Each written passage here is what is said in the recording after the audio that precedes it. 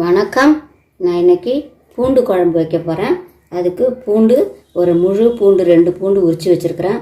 ஒரு வெங்காயம் தூளாக அரிஞ்சு வச்சுருக்கிறேன். தக்காளி ஒரு தக்காளி, கருவேப்பிலை, கொத்தமல்லி, புளி ஒரு நெல்லிக்காய் அளவு, தேவையான அளவு உப்பு, தனி மிளகாய் தூள் ஒரு டீஸ்பூன், குழம்பு தூள் ஒரு 2 டீஸ்பூன், தாளிப்புக்கு ஜீரகம், வெந்தயம், கடுகு 1 டீஸ்பூன், மிளகு வறுத்துட்டு பொடி பண்ணி வச்சுருக்கிறேன். இவ்வளோ தான் தேவை.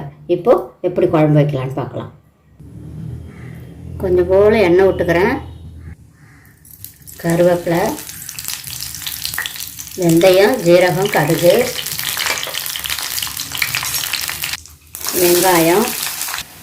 வெங்காயம் நல்லா வதங்கினதும் பூண்டை போட்டுக்கலாம்.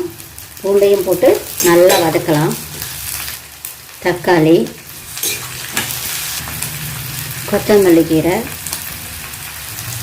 தேவையான அளவு உப்பு. வெங்காயம், பூண்டு, தக்காளி வதங்கினதும் இந்த மிளகுத்தூளை அதில் போட்டுடுறேன். மிளகாத்தூள் 2 டீஸ்பூன், தனி மிளகாய்த்தூள் 1 டீஸ்பூன். இப்போது இந்த கரைச்சி வச்சுருக்கிற புளி தண்ணியை அதில் ஊற்றிடுறேன். இப்போது அப்படியே மூடி வைக்கலாம். ஒரு 10 நிமிஷம் கொதிக்கட்டும்.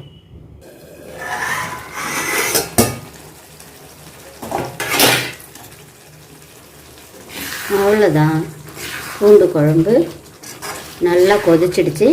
இப்போது இதை வேறு பாத்திரத்துக்கு மாற்றிக்கலாம். அவ்வளோதான், சுவையான பூண்டு குழம்பு ரெடி.